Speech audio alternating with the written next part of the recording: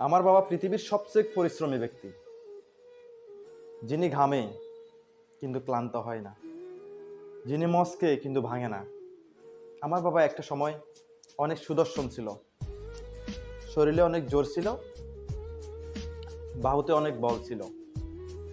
কালের পরিক্রমায় তিনি তার সমগ্র শরীর এবং জীবন আমাদের জন্য বিসর্জন দিয়েছেন।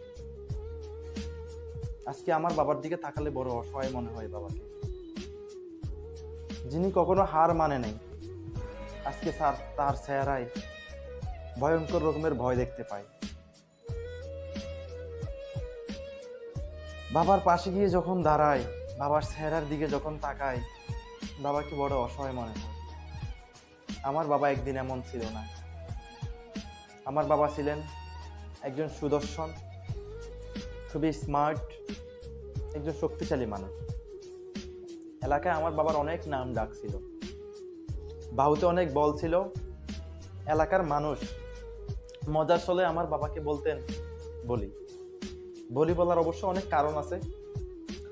আমার বাবা শরীর, স্বাস্থ্য, গঠন অত্যন্ত সুদর্শন ছিল। বাহুতে বল থাকার কারণে তিনি একাই 2 থেকে 3 জন মানুষের কাজ করতে পারতেন।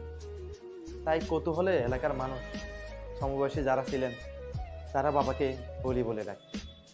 আজকে আমার বাবার দিকে তাকালে আমার বাবাকে ততটাই অসহায় মনে হয়, যতটা অসহায় মনে হয় পৃথিবীর আর কেউ নেই। আমার বাবা, যিনি তার জীবনের সমস্ত সুখ আমাদের জন্য বিসর্জন দিয়েছেন। আমার বাবা পৃথিবীর সবচেয়ে বড় যোদ্ধা। তিনি হয়তো আপনাদের বাবার মতো এতটাই স্মার্ট না, সুন্দর করে গুছিয়ে কথা বলতে পারেন না, কিন্তু আমার বাবার যেই মন, আমার বাবার যে আত্মা, সেটা আমি অন্য কোথাও কোনো বাবার মধ্যে দেখিনি। আমার বাবা আমাদের জন্য তিনি তার শৈশবের সোনালী দিনগুলো বিসর্জন দিয়েছেন। তিনি তার জীবনের সিংহভাগে আমাদের জন্য বিলীন করেছেন। আজকে আমার বাবাকে দেখলে বড় অসহায় মনে হয়। শরীরে আহামরি শক্তি নেই, কিন্তু তার সংগ্রাম থেমে নেই। বাবা তার জীবনের সিংহভাগ সময় আমাদের জন্য ব্যয় করেছেন হাসি খুশিতে।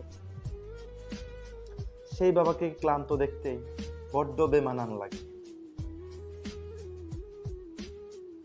আমার বাবা একটা সময় অনেক সংগ্রাম করেছেন, এখনো সংগ্রাম করতেছেন আমাদের জন্য।